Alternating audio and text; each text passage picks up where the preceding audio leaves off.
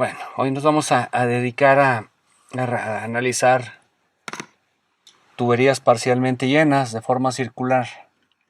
¿Esto dónde lo voy a utilizar?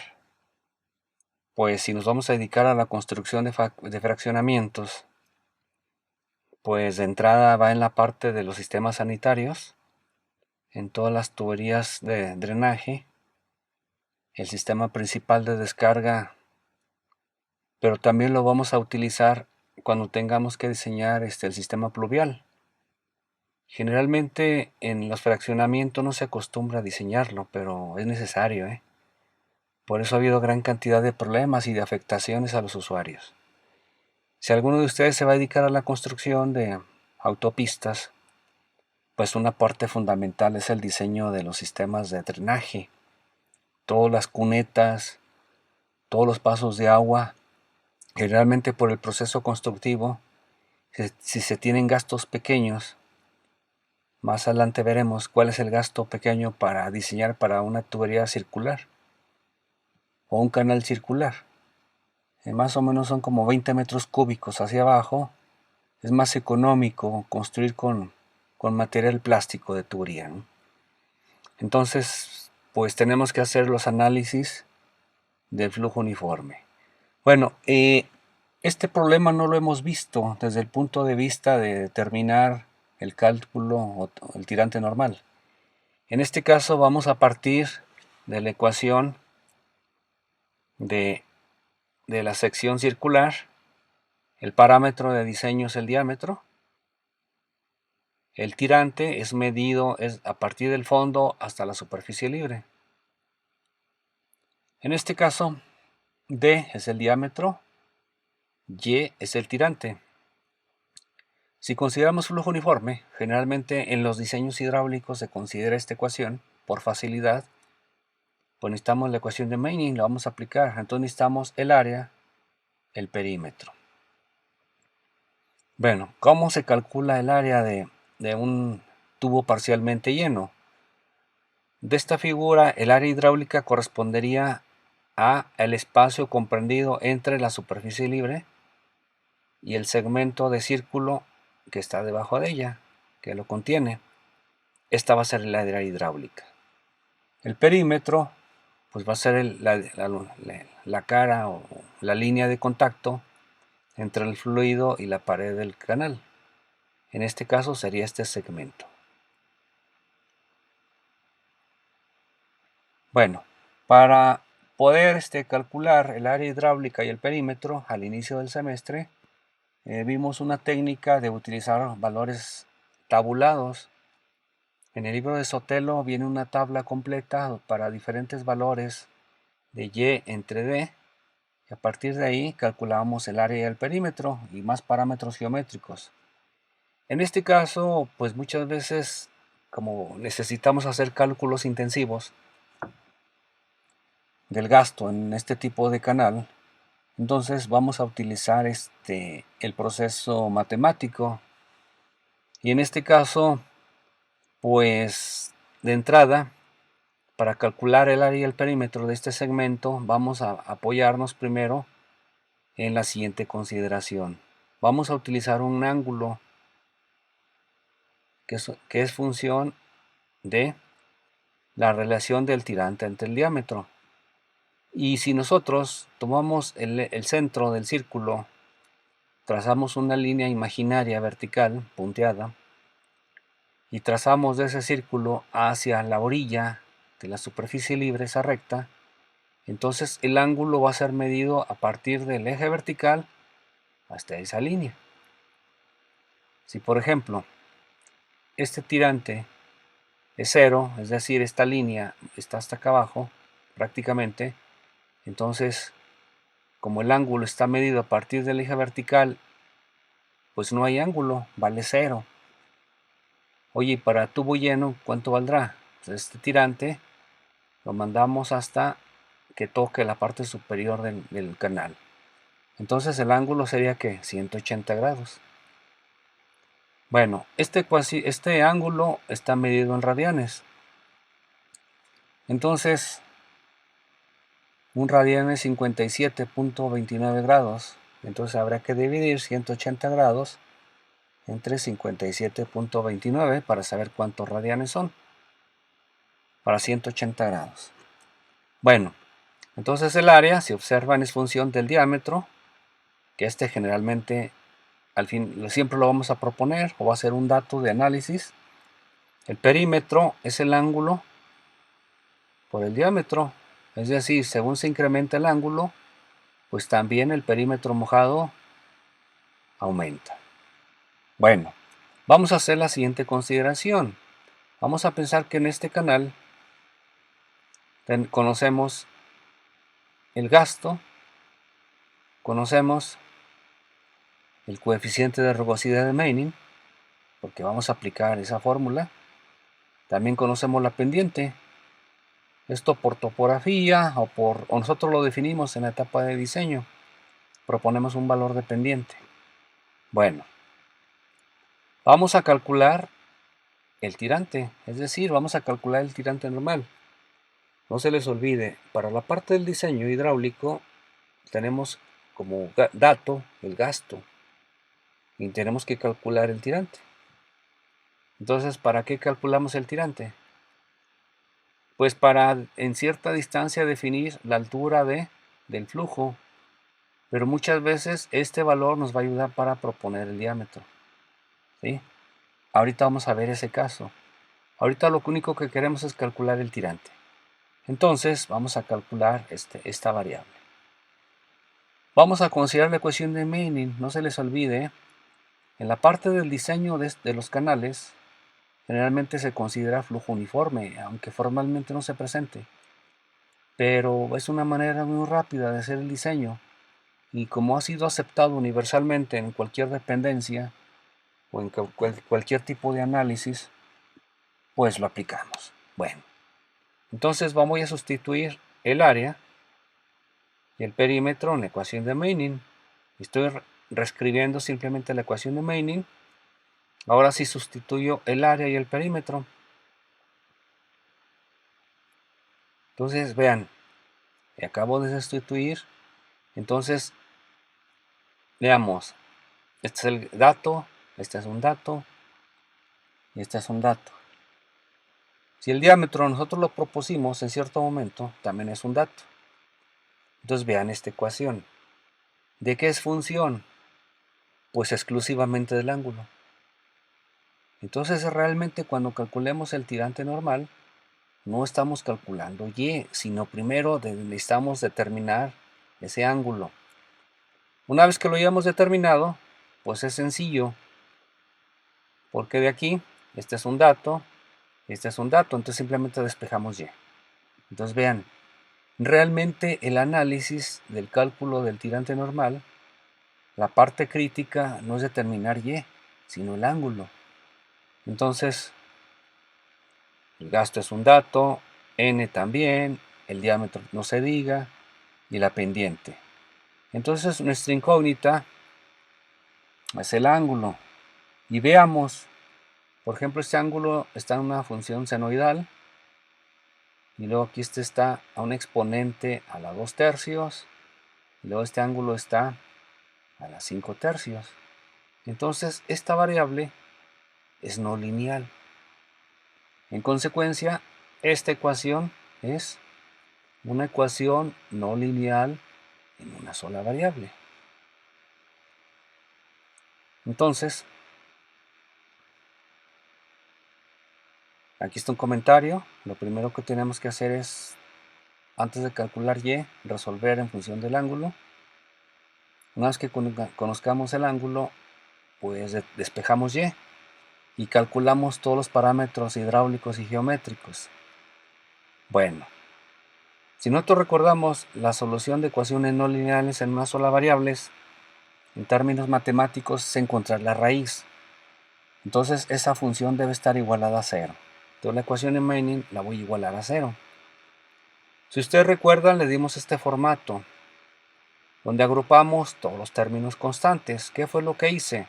Pues simplemente n lo pasé multiplicando y s lo pasé dividiendo y lo cambié a la igualdad. Entonces por eso es el menos y ya está agrupado, igual a 0.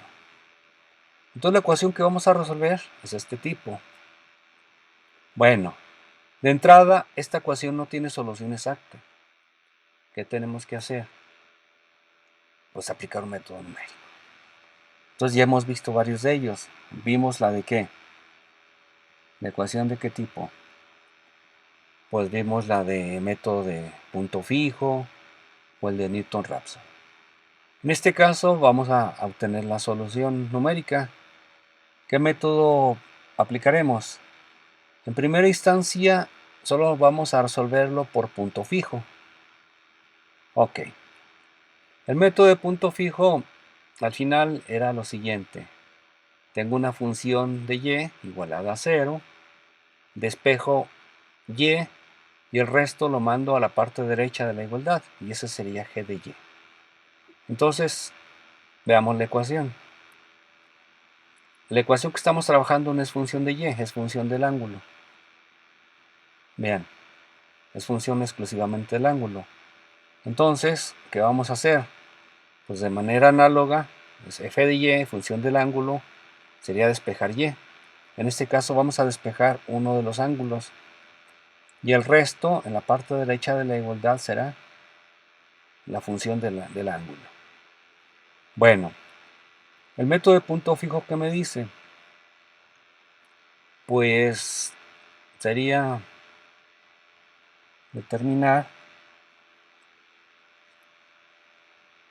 el despeje del ángulo de la ecuación.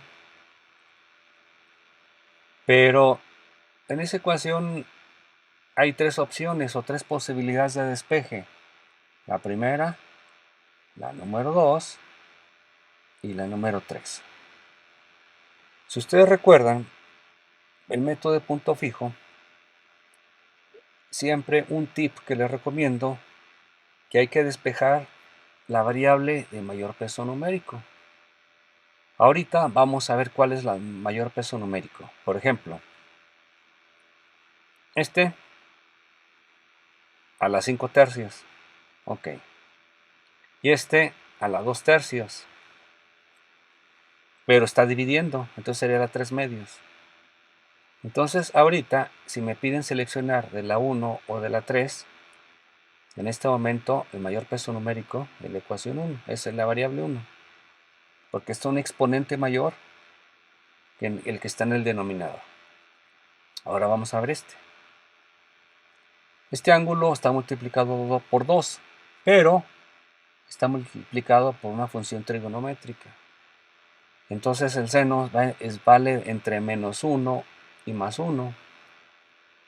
Entonces, pues al final, el que tiene mayor peso numérico es esta variable. Entonces, aquí está un tip, cuál despejar. Ya se los acabo de comentar. La exponente 5 tercios. La opción 2 está en función del seno. Ese está entre menos de 1 y más 1. Y luego, la opción 3, pues está un exponente de 2 tercios. Y luego está la inversa. Entonces el mayor peso numérico sería esta opción. Entonces voy a despejar. ¿Qué voy a hacer? Esta ecuación la voy a escribir más abajo. No voy a hacer ningún proceso al momento. Entonces, vean. Este término está dividiendo, lo voy a pasar multiplicando. Bueno, primero este término lo está restando, lo paso sumando. Y luego este está dividiendo, lo paso multiplicando. Entonces sería, ahí está. Está a las 5 tercios, entonces lo voy a exponer a la potencia de 3 quintos. 3 quintos, 3 quintos y los 2 tercios. Listo. Aquí está el 4 y aquí está el d cuadrada. Entonces esto lo paso multiplicando y esto lo paso dividiendo. Aquí está. Simplemente ahora, ¿qué me queda? Pues está restando y lo paso sumando. Este es más, por favor, ¿sí? Ok. Entonces, aquí está la ecuación recursiva del método de punto fijo. para calcular el tirante normal por la ecuación de Mainin. ¿Hasta aquí hay algún problema? ¿No? Ok, vamos a continuar. Bueno, entonces con esta ecuación vamos a determinar primero el ángulo. Vean, por eso hace unos minutos envié por correo el archivo modificado de este tipo. Está rotado. Entonces,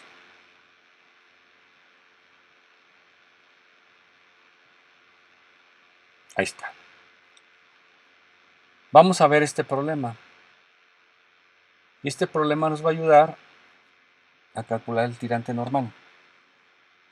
Bueno, vamos a pensar que estamos acá por Guadalupe, Zacatecas, aquí por la Escuela de Odontología, hay un fraccionamiento Santa Rita, y en el año 2010 aproximadamente me tocó diseñar el sistema pluvial ahí. Y el tubo tiene prácticamente un diámetro de 4 metros, ahí cabe un automóvil fácilmente. Entonces todos los escurrimientos que vienen de la parte de la zona urbana fueron conducidos por una tubería subterránea y fueron descargados hacia el arroyo de la Plata. Ahorita ya no se ve esa avenida, ¿no? Ese arroyo ya no se aprecia. ¿Por qué?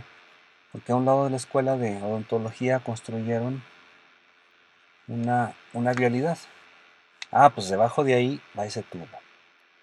Entonces, las características es que es una tubería de 4 metros de diámetro y es de concreto. Bueno, de acuerdo a la lluvia que tuvimos el 26 de septiembre, por efecto del escurrimiento, el tubo se llenó hasta los 2 metros, al 50%. Bueno, de los datos topográficos tenemos una pendiente de 0.005. Bueno, vean, yo conozco el diámetro y el tirante. Entonces, si yo conozco el tirante, ¿qué necesito calcular? Si aplico Mainin, el gasto. Entonces vamos a calcular el gasto. Y este problema nos va a ayudar a eso. A ejercitarnos utilizando las operaciones en calculadora para determinar el gasto. Pero antes de eso, calcular el área y el perímetro del tubo parcialmente lleno. Bueno, entonces este ejemplo también nos va a servir para verificar esos resultados numéricos para que ustedes después lo hagan en la calculadora. Bueno, entonces vamos a calcular el gasto. La tubería tiene una longitud de 200 metros aproximadamente. Entonces vamos a pensar que se presentó el tirante normal. Entonces el diámetro son 4 metros y el tirante 2 metros. Vamos a calcular el gasto. De la ecuación de Mainin, este lo vamos a calcular. N es concreto pulido, 0.013. La pendiente es el dato. Necesitamos calcular el área y el perímetro. Pero antes de eso vamos a calcular primero el ángulo. Vean, es la relación Y entre D. El tirante son 2 metros y el diámetro 4 metros. Aquí está. Haciendo la operación me da 1.57 radianes. Ok. La fórmula, pues simplemente sustituimos el ángulo, 1.57, y el diámetro son 2 metros al cuadrado. Aquí están todos los datos, realizando la operación, me da 6.28 metros cuadrados. Y el perímetro, ahí está la fórmula, el ángulo por el diámetro, como es 1.57 radianes por 4 metros, me da 6.283 metros. Entonces ya tengo el área y el perímetro. Entonces, sustituyendo la ecuación de Mainin, el área, estos ya son datos, n.013, la pendiente 0.005, Aplicando la ecuación de Mainin, tengo un gasto de 34.17 metros cúbicos por segundo. Bueno, algo que sí es importante es calcular el número de Freud y el tipo de flujo. Entonces la velocidad es el gasto entre el área, me da 5,43 metros por segundo. El tirante medio es la relación del área entre el ancho y la superficie libre, 1.5708. Y simplemente para el número de Freud sustituyo los valores. Y me da 1.38, mayor a 1. Y en consecuencia va a ser flujo supercrítico. Y la pendiente que tenemos de 0.05, como se presentó el flujo supercrítico, entonces vamos a denominarle que esta pendiente es supercrítica, 0.005. Bueno, entonces vamos a utilizar este ejemplo, este problema que resolvimos, para calcular el tirante normal. En este caso el problema teníamos el tirante conocido de la tormenta a 2 metros y calculamos el gasto. Ahora vamos a proponer el mismo problema con los mismos datos, pero ahora conocido el gasto. Conocido el gasto. ¿Cuánto? 34.176. Y vamos a calcular su tirante. El resultado numérico debe ser 2. ¿Sí? Debe ser el mismo, es el problema inverso. Entonces debemos obtener 2 metros. Vamos a verlo.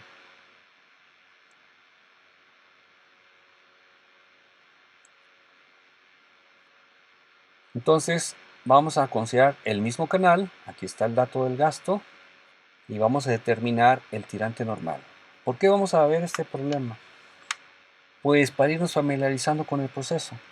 Y así ustedes en cualquier momento, el diseño que realicen para un tubo parcialmente lleno, para flujo uniforme, es el mismo proceso. Ok. Entonces ya vimos que la ecuación recursiva del punto fijo, vamos a aplicar este método. Aquí está la ecuación recursiva. Entonces vean, este término es una constante. No importa el número de iteración, siempre se conserva, vean. Alguien pudiera decirme, ¿sabes qué, Inge? Pues también este 4 y este d al cuadrado se conserva. Efectivamente, pudimos haber realizado esta operación. Cuando hice las notas, solo consideré este término. Entonces vayamos a calcularlo. Q es 3417, n.013 y s.005. A la 1 medio y a la 3 quintos. Entonces, sustituyendo en la fórmula, aquí está el 4, también el d al cuadrado es 4. Por favor, aquí le falta un 2. La operación está bien, más faltó colocar aquí el número 2.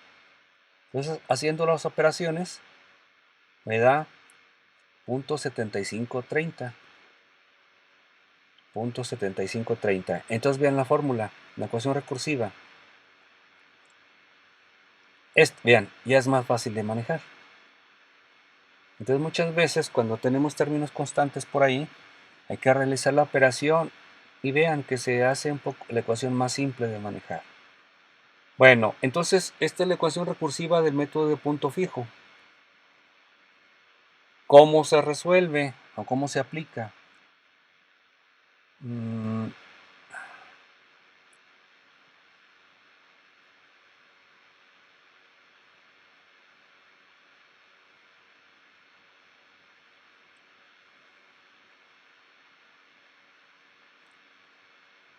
Vamos a hacer una tabla, vamos a proponer un valor semilla. No se les olvide, este valor semilla está entre 0 y 2 y fracción 3, ¿no? Entonces yo utilicé un valor promedio, 1.3, aquí puede ser 1.5, 0.8. Este método siempre es estable para cualquier valor que propongamos, valor semilla. Entonces con este valor semilla vamos a hacer la tabla. Primera columna, el número de iteración, el ángulo. Este término, vean, es la parte complementaria de la ecuación. Este es el 1 medio. Ok. Ahí giren un poco el celular, vean. Este es el 1 medio seno de 2 veces el ángulo. Este es el primer término de la columna y la otra columna es esta operación. Y al final es la suma. Entonces vean, aquí está el primer término, hago la operación, el segundo término, hago la suma, y será el ángulo y más 1. Calculo el error aproximado relativo entre las dos iteraciones, la diferencia de este valor respecto de este valor con la fórmula que ya hemos manejado recurrentemente. Bueno, para esta primera iteración tenemos 1,71,404. ¿Qué hago? Ahora me voy a la iteración siguiente. En este caso, este valor ahora va a ser el inicial. ¿Y qué hago? Este mismo valor lo voy a sustituir en la fórmula y hago las operaciones parciales y la suma. Ahí está, 1,48. El error se redujo a 15,4. Y así me lo voy a llevar. ¿Cuántas iteraciones? Pues yo llevé aproximadamente 15. Aquí está el ángulo, vean, 1,5709. Y luego aquí da 1,5711. Prácticamente ya da. Y el error aproximado relativo es 0,005. Aquí esta tabla debe contener también un valor inicial de la tolerancia para decir en qué valor debe detenerse el proceso iterativo. No se les olvide, siempre hemos manejado que sea como punto 0,1, punto 1, más o menos, depende del problema. Aquí yo lo que hice fueron iteraciones de más. Y dice, bueno, pues vamos a pensar que prácticamente estos valores ya dan, casi coinciden. Entonces, el último valor del ángulo va a ser la raíz, 1,5711. Entonces, la raíz es 1,5711. Ahora, como hay una fórmula que relaciona el ángulo con el tirante, y este ya es un dato, el diámetro también lo es, pues voy a despejar y. Entonces, aquí está el proceso presentado, aquí está la ecuación despejada de y, 1,5711, y el diámetro que son 4. Y listo, me dio un tirante de 2,0006 metros. Ese sería el tirante normal, aplicando el método de punto fijo con la ecuación de Maynard. Y este resultado coincide con el problema que vimos al inicio. Pues sí. Entonces con esto estamos demostrando la validez del método que acabo de presentarles. Ya lo último que faltaría sería calcular todos los parámetros geométricos y los hidráulicos, que pues el perímetro, ancho de la superficie libre, tirante medio, radio hidráulico, velocidad gasto entre área y el número de flujo, que deben de coincidir prácticamente con los valores que tenemos del problema anterior. Entonces, como acaban de observar, acabamos de desarrollar el método para calcular el tirante en un tubo parcialmente lleno. ¿Y esto para qué me sirve? Vamos a verlo ahora en nuestro problema. Vamos a verlo. ¿Se acuerdan de este problema que vimos hace un mes? El sistema pluvial de la UFA. Hace tiempo, en su momento, diseñamos las cunetas, hicimos la revisión de la hidráulica de las cunetas y las bajadas. Entonces vamos a pensarlo. Vamos a pensar que este sistema, esta imagen también ya lo vimos hasta hay un video por ahí de la clase. Tenemos una línea principal de bajada, da vuelta a una calle y va hasta la plazuela de Guadalajarita. Ya tenemos los datos. Con Google Earth de manera aproximada, en el punto 1, 2.491 metros sobre el nivel del mar. En el punto 2, 2.439. 2437 y 2423. Y también vimos que tenían varios ingresos de agua. Este gasto de ingreso era por efecto del escurrimiento de la cuenca del Cerro de la Ufa que ingresaba. Aquí en esta calle hay una rejilla que baja el escurrimiento de esta zona. Y están las longitudes. ¿Cómo las obtuve? De manera aproximada con Google Earth. Por favor, revisen el video. Entonces, este es el sistema pluvial. Oye, ¿y qué vamos a hacer aquí o qué? Pues vamos a calcular los diámetros. El diámetro de este tramo y de este tramo. ¿Será el mismo? Pues no. Al inicio tenemos un gasto de ingreso, pero tiene una pendiente definida. Y no se les olvide que el tirante es función de qué? De la pendiente, ¿no? Aquí hay otro gasto acumulado, otro ingreso. Entonces, pues aquí también supongo que estos diámetros pues se van a ir modificando. Y como estamos incrementando el gasto en el sistema, pues seguramente el diámetro va a ir aumentando. Ok, entonces con esto vamos a hacer el diseño del sistema pluvial. Entonces me voy a ayudar con esta tabla. Listo primero los tramos. 1 a 2, aquí está el tramo 1, 2, 2 y 3, 3 y 4. Tengo la longitud de cada uno de ellos. La pendiente, ¿cómo la calculo? Pues la diferencia de niveles entre la longitud. Entonces esto los voy calculando aquí. Oye, ¿y el gasto? Pues eso me lo va a dar el estudio hidrológico. Entonces son datos, este gasto y este gasto. Por ejemplo, en la tubería 1 y 2 y 2 y 3, solo ahí está el gasto que es de ingreso principal. Entonces aquí sería el gasto circulando de ingreso de la cuenca del Cerro de la Ufa. Oye, y para el 3 y el 4, ahora tienes que hacer lo siguiente, tienes que sumar estos dos gastos. Entonces aquí el gasto sería la suma de los dos. Bueno, este diámetro, en principio, en el problema anterior lo vimos que era un dato, pero ahorita no tenemos idea. Pues lo proponemos, podemos decir, ¿sabes qué? Pues 36 pulgadas, que es como 90 centímetros. Bueno, entonces con ese diámetro propuesto, como ya tengo el gasto, vean, ¿qué hago? Pues voy a calcular el tirante normal. ¿Y cómo es el proceso? Pues lo acabamos de ver. Eso es lo que acabamos de ver. Entonces esto lo vamos a calcular como tirante normal. Vamos a aplicar la ecuación de Mainin y por supuesto con un método numérico.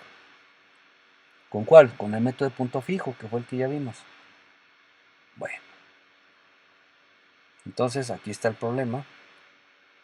Conocemos L, la longitud, S, la pendiente y el gasto. Proponemos el diámetro. Calculamos el Y. Bueno, una vez que calculemos el tirante, la Comisión Nacional del Agua tiene una recomendación, que los tubos nunca deben de estar llenos a más del 80% o al 80% del diámetro. Entonces, si el tirante que hemos calculado numéricamente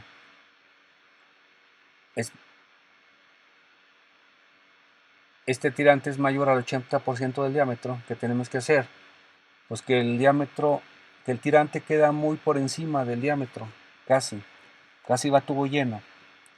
Entonces, si es mayor de 0.8, este diámetro hay que subirlo, hay que incrementarlo al siguiente diámetro comercial, digamos 1 metro. Y repetimos el proceso. Vamos a calcular el diámetro. ¿Con cuáles fórmulas? Las que vimos, pero ahora para el diámetro de 1 metro. Si encontramos que el tirante es menor al 80% del diámetro, entonces vamos a aceptar ese diámetro. Y así lo vamos a hacer por cada tramo. Tramo 1, 2, tramo 2, 3 y tramo 3, 4. Esto es muchas veces prueba y error, más o menos, pero siempre debemos garantizar que el tirante obtenido sea igual o menor al 80% del diámetro del tubo. Ahí está. Una vez que ya tenemos definido eso, pues ya es más fácil, porque ahora, como tenemos el diámetro del tubo, entonces la Comisión Nacional del Agua tiene un libro específico para diseñar sistemas pluviales.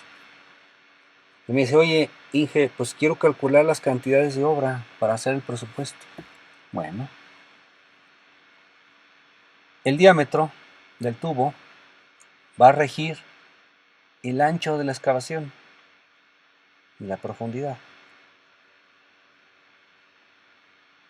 Entonces hay que checar en las normas de Conagua que si, por ejemplo, si el diámetro son 90 centímetros, 36 pulgadas, ¿cuál debe ser el ancho X y la altura X?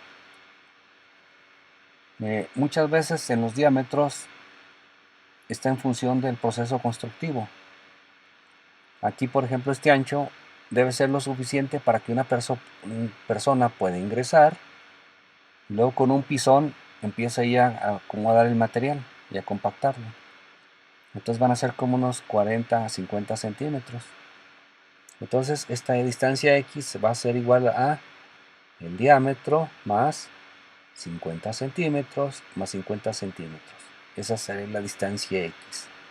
Oye, el colchón o la cama de arena para nivelar la tubería y evitar que sufra, que quede apoyado sobre material del terreno natural, que por ejemplo pudiera tener una roca filosa y pueda en un futuro perforarla.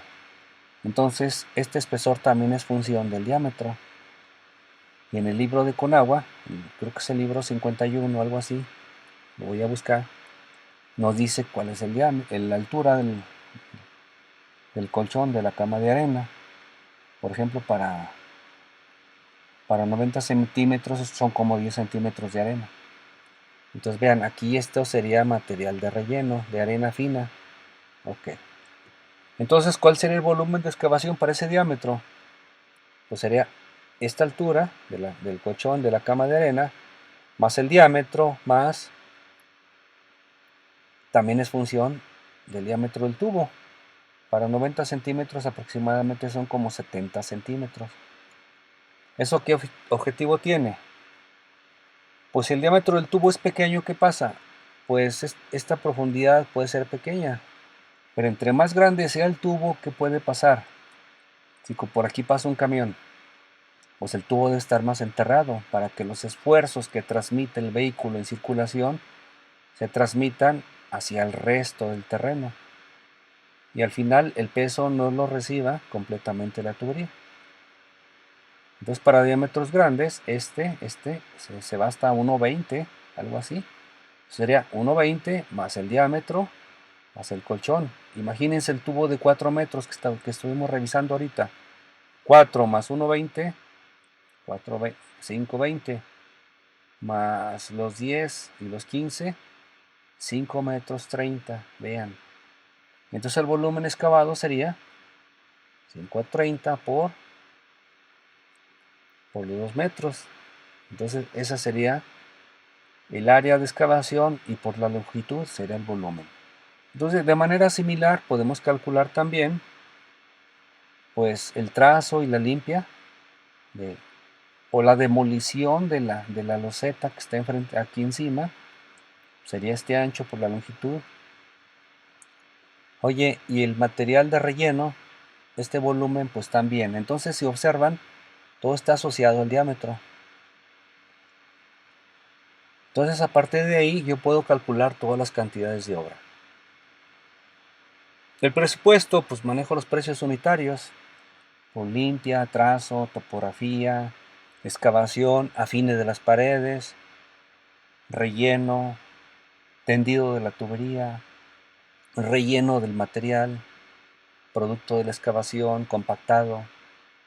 Entonces al final todo esto es una figura geométrica que multiplicado por la longitud me da las cantidades de obra y por el precio unitario, pues me da el presupuesto. Más el IVA, más los indirectos, más un cierto porcentaje para... En muchas obras se acostumbra a colocar un letrero ahí, que el gobierno del estado construye esta obra o este puente. Pues eso también tiene un costo y esto lo paga la empresa, ¿no? Entonces de esta manera yo puedo hacer el presupuesto. Si en cierta medida esta obra la licitan y ustedes les entregan el plano cuando compran el paquete para la licitación, entonces ahí les dan las dimensiones. ¿Qué harían ustedes? Todo este proceso, el análisis hidráulico, y vean, a partir de aquí es importante, vean, el diámetro que propusieron, ¿para qué? Pues para hacer el resto, porque al final el presupuesto está basado en qué al final, en el diámetro. Entonces, pues ya ustedes el próximo viernes en la licitación, hacen el paquete y se acabó, ¿no? Y entran al concurso. Ahí está. Y si son afortunados o tuvieron un buen diseño, o consideraron los aspectos de otro tipo, complementarios, que ayudaron a ganarla, adelante les tienen el contrato y se acabó.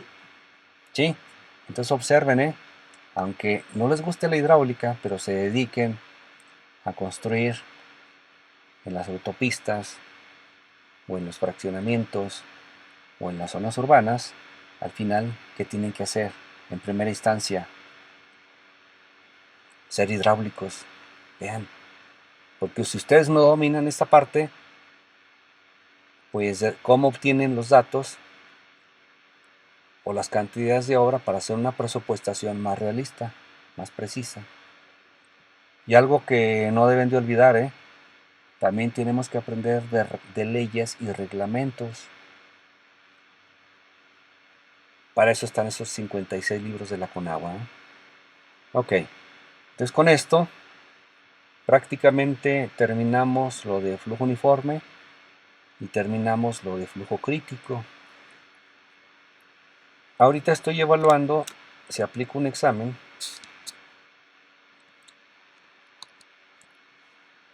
considerando el diseño de un sistema pluvial o un sistema sanitario.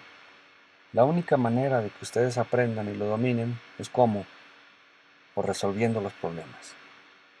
Entonces esta semana les voy a